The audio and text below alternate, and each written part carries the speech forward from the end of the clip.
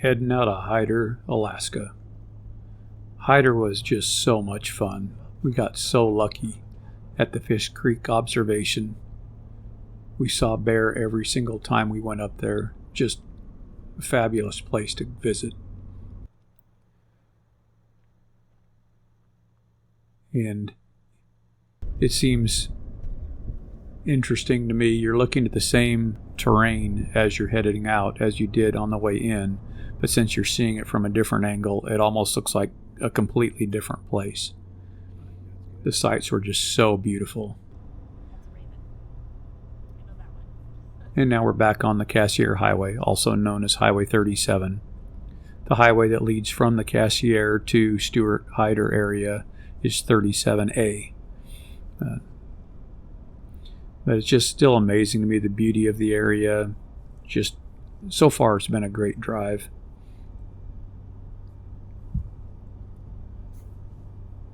We did start noticing as we headed north a few more frost heaves in the road. Most of them are marked and marked well.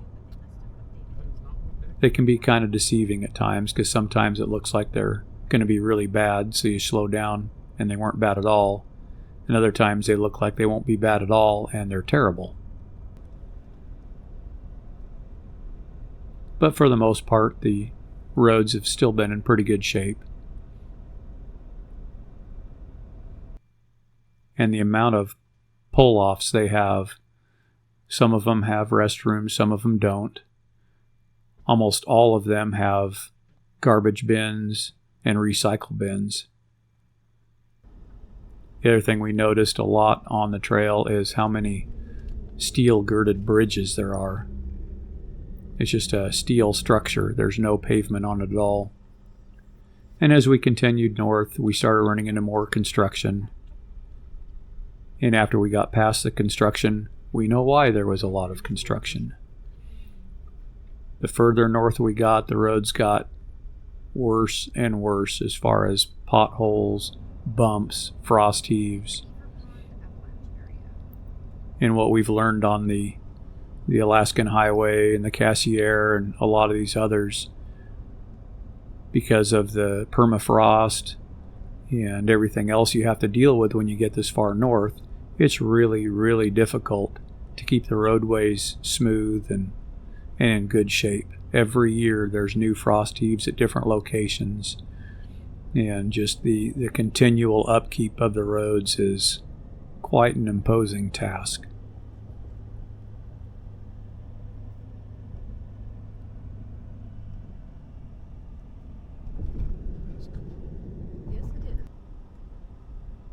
And I couldn't even imagine all the work it took them to clear the shoulders of the road as far as they have.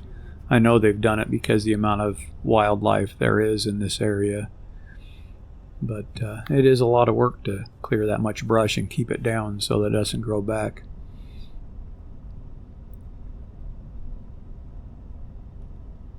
And the amount of water, lakes, rivers, ponds, marshes, there's a lot of water the further you get up north as well.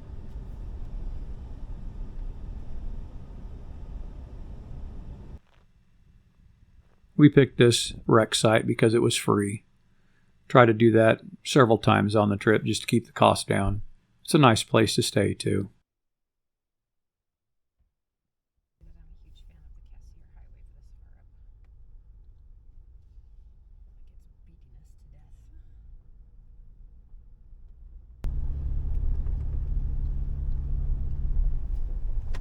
Ambulance. I don't see anybody after the ambulance. And that little tiny wooden sign over there is the only sign marking Proceed the on entrance. Stewart Cassiar Highway. Good. I thought it would, but I just wasn't sure. Traffic. Boy, this looks nasty. Welcome to the Cassiar Highway. That's pretty. It is pretty. Oh yeah, that's kind of hairpinny. Yes, it is.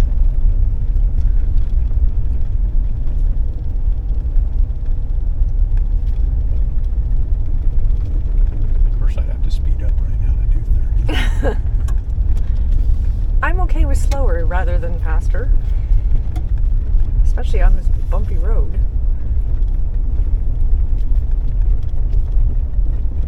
What do you want?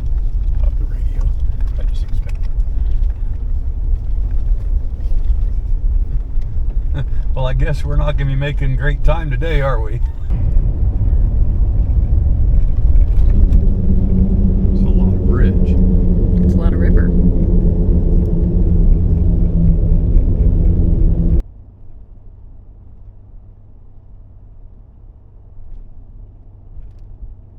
We ran across a lot of bridges on the trip. Unfortunately, bridges are not Sonia's favorite. As we continued, we ran into more construction and more rough roads, and it just seemed to be getting worse and worse the further north we went. But I tell you, the views were still just amazingly beautiful. This is some really awesome country to drive through.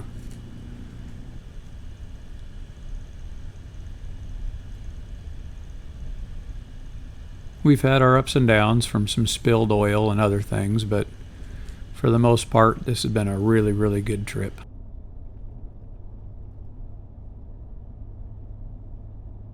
How's that for a name for a rest area?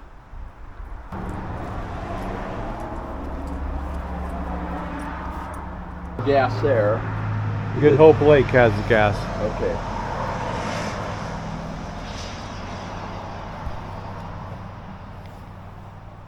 They said lake view. There's water, but the lake's on the other side of those bushes. Not much of a view.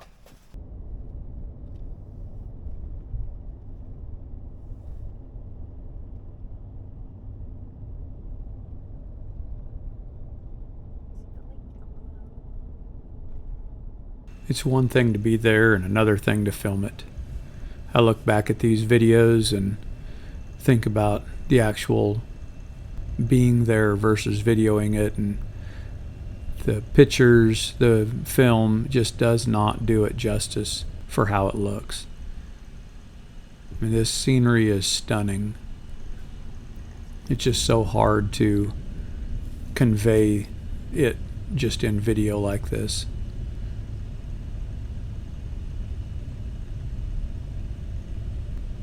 Some wonderful country to drive through.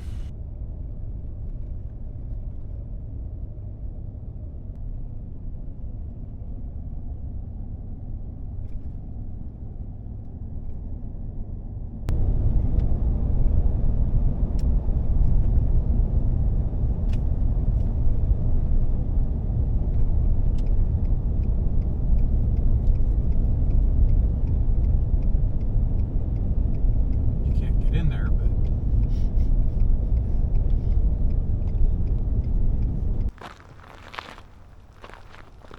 pretty scenery. We are here at Jade City.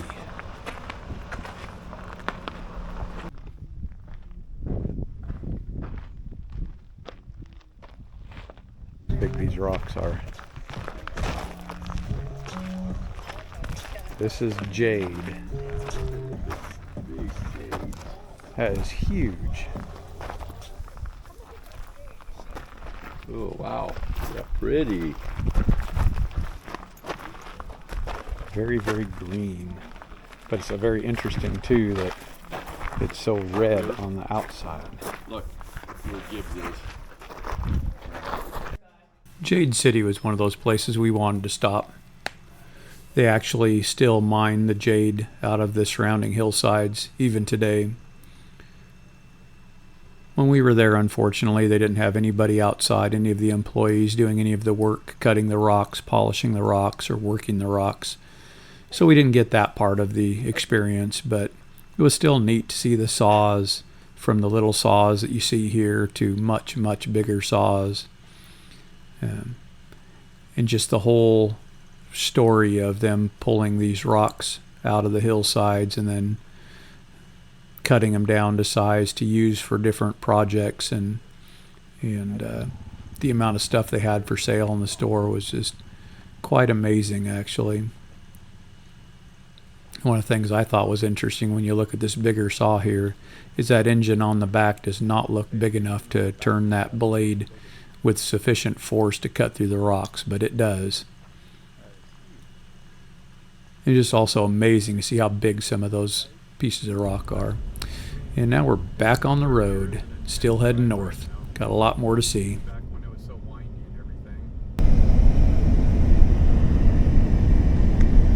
Good Hope Lake.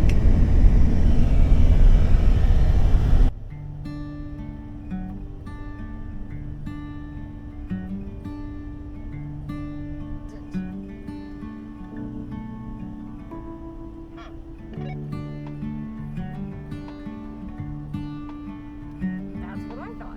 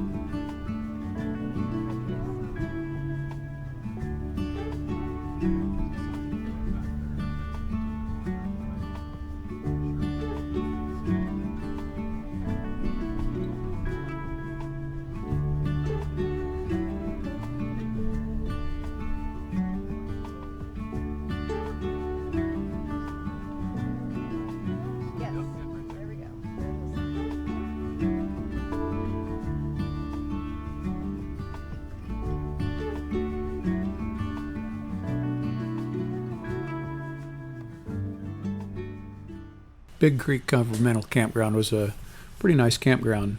We enjoyed it. It wasn't too expensive. They had free firewood there. Big Creek We Governmental found this Campground. campsite We found that these two is spots, actually 5 two and 6. spaces right next to They're each a other. kind of a group spot. And They traveling work together great like for we the two of were. us. It was really nice to be able to park side by side. Sunny enough I could actually break out the solar panels. That was nice.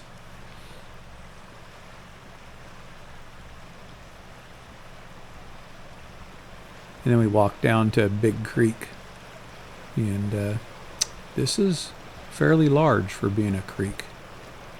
It reminded us of the Metolius River back from our How's home this area. for picturesque.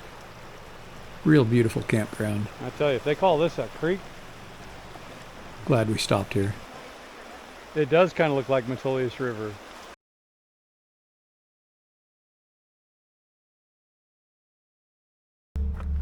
Well, the Alaskan trip has taken a turn for the worse.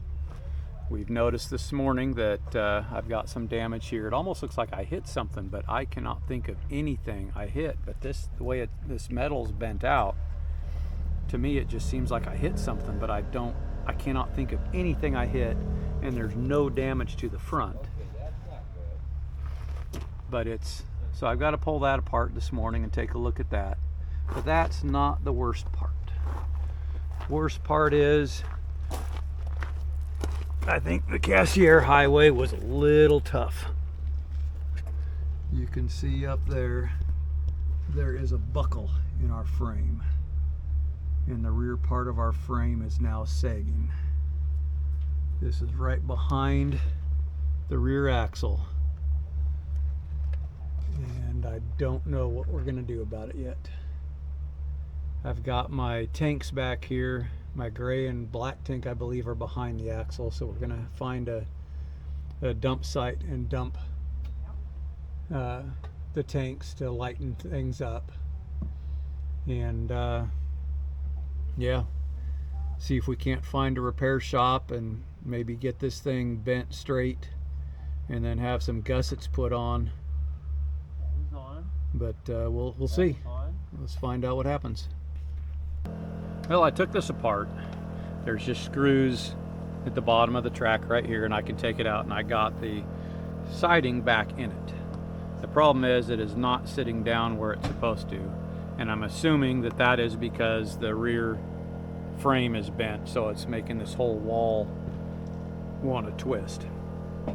So I guess we'll keep looking at options and see what we can't come up with here.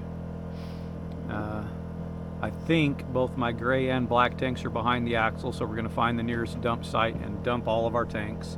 That will help alleviate weight. We might also move everything out of the bathroom cabinets and the rear dinette seat and move that all forward of the axle to reduce the weight back there. Yeah, other than that, I mean, the other side of the frame looks good. We'll just see if we can't find a repair shop that can do something for us, and we'll move forward from there. Well, we're kind of in a pickle, aren't we? Kind of having flashbacks when we tried to make it to Texas for the eclipse earlier this year and had truck problems. Now we've got trailer problems. We've done some looking around. Watson Lake is the closest community to us. From what we can find, there's no repair shops there, but there is a free dump site in downtown, so we're going to go there.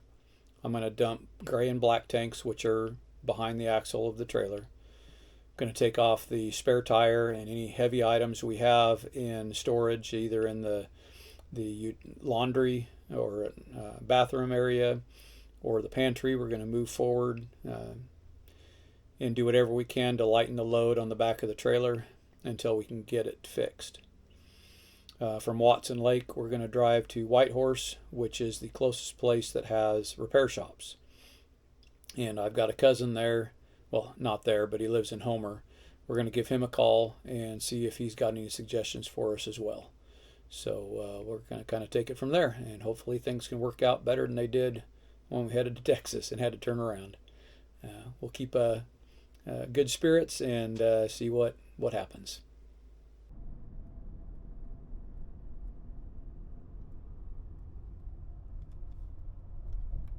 Well, this sure adds a little stress to the trip, doesn't it? It's definitely disappointing to see the damage, but I'm glad we saw it when we did and it didn't get any worse.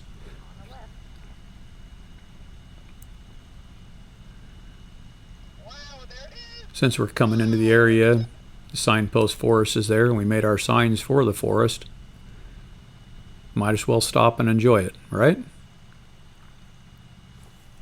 You're at the signpost forest.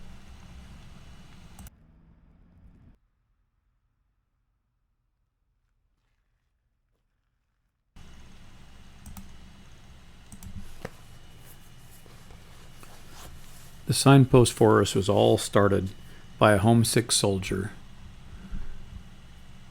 He was given the task while on light duty here in Watson Lake to redo the milepost for the area.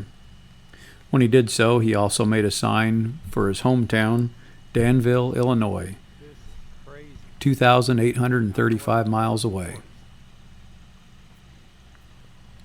That started this forest growing. Several other soldiers joined in, added to it when the Alaskan Highway was being constructed, and they stuck around long enough. Some of the locals started adding things from where they had been to or where family was from. Oh, there's a lot of and space. It just kept growing and growing. I've seen bits and pieces of this on other YouTube sites, and it just doesn't really Portland, hit Oregon. you as hard as when you're standing there and realizing how big this is. Florida. And we took a fair amount of video, and we just scratched the surface of how much is actually there. It was fun to see things from Portland, Oregon, known locations that are really close. Sonia and I even discussed it would be fun to come back with a clipboard and a list of all 50 states and walk around and see if we can find all 50 states and then see how many other countries you can find. We saw Germany and France, and I mean, it's just from all over the world. There are signs up now here. I don't even know how many posts are in place, but they say now there's over 100,000 signs in the signpost forest. Someone put a shredded tire up. And you look at the creativity, from a dustpan with a magic marker scribbled on it, to hubcaps, a blown out tire. There's some definitely makeshift signs that have been put up there of folks that showed up and didn't have something. The amount of license plates also is just amazing. And of course, we spent some time making our Intarsia RVs specifically for the signpost forest. And even though we're having some hiccups in the trail with our trailer problems, we're still going to get to it. We're going to put them up. We're going to enjoy this while we're here. If you do happen to find yourself in the Watson Lake area, this is a definite stop if you have the time. It was a lot of fun to be there. And since we were traveling together and RVing together, we thought it'd be cool to put our signs right next to each other on the post. It was a lot of fun.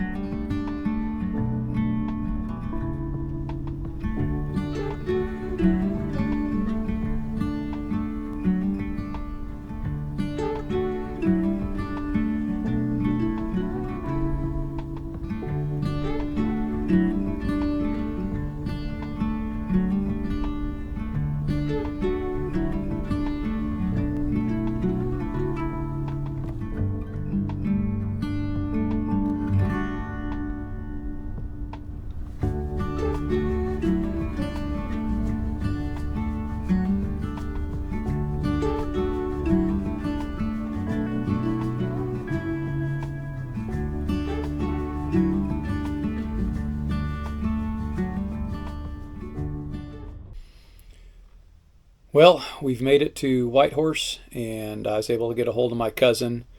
He had a friend that's traveled the Alaskan Highway several times, and he had a person to give a call there in Whitehorse. We gave him a call. He doesn't do any welding, so we're not going to be able to use him, but he gave us the name of Jacobs Industry, and we're going to give them a call, and it sounds like they'll be able to take a look at the trailer, and hopefully something can be done. I guess we'll find out here soon. Not sure you can hear me over the road noise. I might have to voice over this.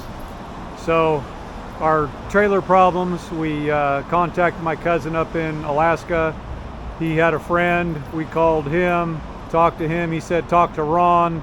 Ron told us to call Paul here at Jacobs Industries. And we brought our trailer in this morning, and they just are finishing it up. They have reinforced and straightened the frame, and we are getting back on the trip and back on schedule. I cannot thank them enough. It is just an amazing, great people. If you need any help with your trailer and you're in the Whitehorse area, look up Jacobs Industry. And she is hooked back up. We are ready to hit the road again. I cannot thank Jacobs Industries enough. So what they did, and they actually did it on both sides, is they've added a bar in here to reinforce and support it. But they've done it to both sides, so the chances of this side buckling is pretty much nil now. But this side over here, the crack's been welded and straightened out. The reinforcement has been done, and we should be good to go. Super excited. So nice to see that crack welded up. It's straightened back out. Man, they did a great job in a really quick amount of time. So thankful for that. let's get back to camp and let's get this journey back underway. This is Pioneer RV Park in Whitehorse, Yukon, Canada. Pretty nice campsite. We asked for being back in the trees. There's full pull-through sites up front, right along the Alaskan Highway, as they call it up here. They don't call it the Alcan because they're already in Canada. But we found this spot for the two of us that is a joint spot, which probably would have worked out better, but with us working on the trailer, getting it fixed, we were not here much at all today. But we're staying 2 nights. Tomorrow we start our final push to Alaska, and that should put us back on schedule and back on our itinerary now that the trailer's fixed. So we got that going for ourselves. But it's a nice campground. We enjoyed it. We are planning on stopping here in Whitehorse on the way back with a day of sightseeing, so we actually get to enjoy Whitehorse hopefully a lot better on the way back than this trip. But I will probably be looking at staying in this campground again. This is a very nice campground.